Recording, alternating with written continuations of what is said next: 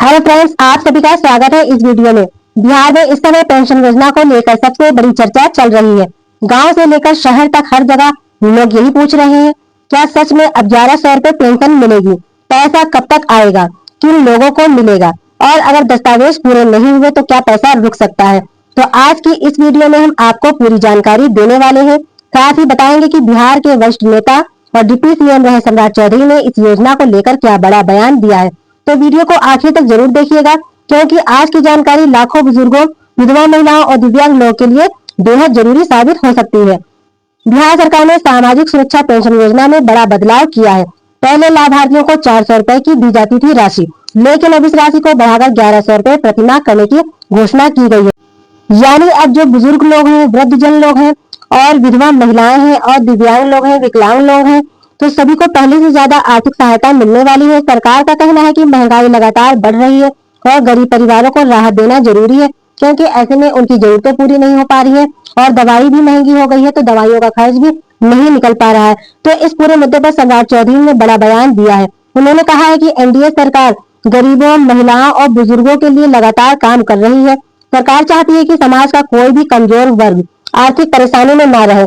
सम्राट चौधरी ने कहा है कि बढ़ती महंगाई को देखते हुए ये फैसला लिया गया है ताकि जरूरतमंद लोगों को थोड़ी राहत मिल सके। उन्होंने ये भी कहा है कि सरकार भविष्य में और योजनाओं पर काम कर रही है, जिससे गरीब परिवारों को सीधा फायदा मिलेगा। देखिए, जैसे सरकार पेंशन योजना चला रही है, आवास योजना चला रही है, उज्ज्वला योजना चला रही है, लेकिन इनके अलावा भी सरकार और योजनाओं पर काम कर रही है, जिनका लाभ आपको आगे चल करके मिलेगा। देखिए, एक बुजुर्ग व्यक्ति जिसकी उम्र 70 साल है, उनके घर पे कोई कमाने वाला नहीं है, दवाई का खर्च अलग, घर चलाने की परेशानी अलग। ऐसे में 400 रुपए में क्या होता है? इतनी महंगाई है, 400 रुपए में तो दवाइयां नहीं आ पाती है, घर का खर्च क्या चलेगा। लेकिन अब 1100 रुपए मिलने से कम दवा और जरूरी खर्चों में थोड़ी जरूर मदद मिल जाएगी। देखिए, 1100 रुपए की भी राशि बहुत ज्यादा नहीं है, लेकिन 400 रुपए से ज्यादा राशि है, तो इतने में दवाई भी आ सकती है और छोटी मोटी जो जरूरतें हैं वो भी पूरी हो सकती है। कई गाँव में बुजुर्ग लोग कह रहे हैं यह फैसला उनके लिए बहुत बड़ी राहत है। जिनको पहले योजना मिलती थी, पेंशन योजना का लाभ मिलता था, 400 रुपए मिलते थे, लेकिन अब इस बयान से वो इसलिए खुश हो रहे हैं कि 400 रुपए में बड़ी मुश्किल से खर्च हो पाता था, दवाई आ पाती थी, बस दवाई ही आ पाती थी, कोई जरूरत की चीजें नहीं पूरी हो पाती थी। तो ऐसे में वो इसलिए खुश है कि 1100 रुपए में कम से कम दवाई के साथ साथ और भी छोटी मोटी जरूरतें पूरी हो जाएंगी। लेकिन अब सबसे बड़ा सवाल ये है, कौन लोग इस योजना का लाभ ले पाएंगे? तो ध्यान से सुनिए। वृद्धावस्था पेंशन जिनको मिलेगी, उनको कैसे मिलेगी और किस सिचुएशन में मिलेगी? देखिए, उम्र 60 साल या उससे ज्यादा होनी चाहिए। जो बुजुर्ग आवेदन करेंगे या जिन्होंने कभी आवेदन किया है, तो उनकी उम्र 60 साल या इससे भी अधिक होनी चाहिए। अगर इससे कम की उम्र के लोगों ने आवेदन किया है, जैसे 55, 54 या 50 साल की उम्र के लोगों ने आवेदन गलत तरीके से कर दिया है, तो उनको इस योजना का लाभ नहीं मिल पाएगा। और दूसरे नंबर पर आती है विधवा महिलाएं, जिनको पेंशन मिलती थी, विधवा पेंशन, तो उनको अभी भी विधवा पेंशन मिलेगी। 400 रुपए की जगह 1100 रुपए पेंशन मिलेगी। लेकिन अगर उसका पति खत्म हुआ है, अब नहीं जीवित है और उसने दूसरी शादी कर ली है, तो ऐसी स्थिति में उसको विधवा पेंशन योजना का लाभ नहीं मिलेगा। अगर जब आवेदन करते समय वो विधवा थी, तो इस समय भी अगर विधवा ही है तो ही उसको इस योजना का लाभ मिलेगा। उसके बाद दिव्यांग पेंशन किन लोगों को मिलेगी? जो दिव्यांग लोग हैं वो कम से कम 40% दिव्यांग होने चाहिए और उनके पास दिव्यांगता का प्रमाण पत्र भी होना बहुत जरूरी है।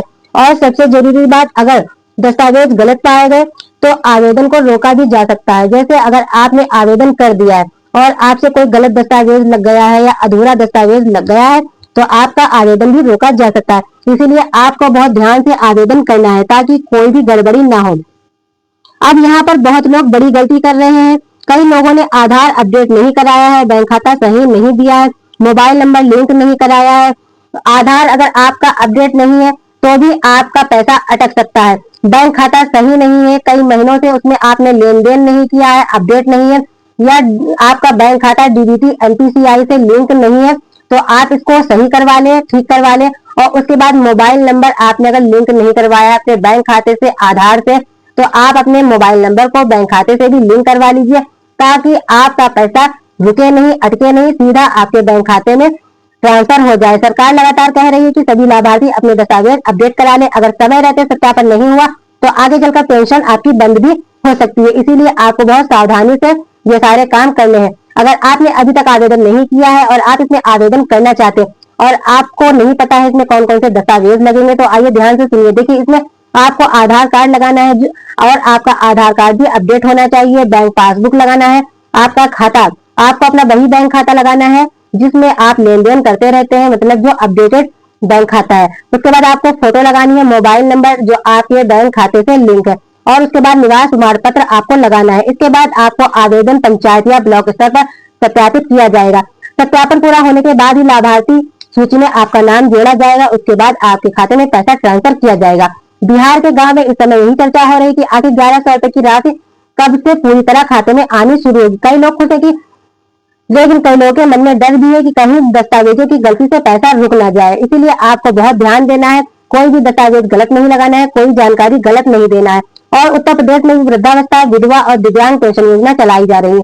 यूपी सरकार भी लगातार लाभार्थियों का सत्यापन करा रही है। अगर आपका आधार लिंक नहीं हुआ है या बैंक खाता गलत है या KYC पूरा नहीं हुआ है तो आप इन सभी प्रोसेस को सही कर लीजिए ताकि आपका पैसा बिना अटके, बिना रुकावट आपके खाते में आ जाए। अगर आपके गांव में सर्वे चल रहा है या दस्तावेजों की जांच हो रही है तो इसको बिल्कुल भी नजरअंदाज मत कीजिए, क्योंकि भविष्य में केवल सत्यापित लाभार्थियों को ही योजना का लाभ मिल सकता है।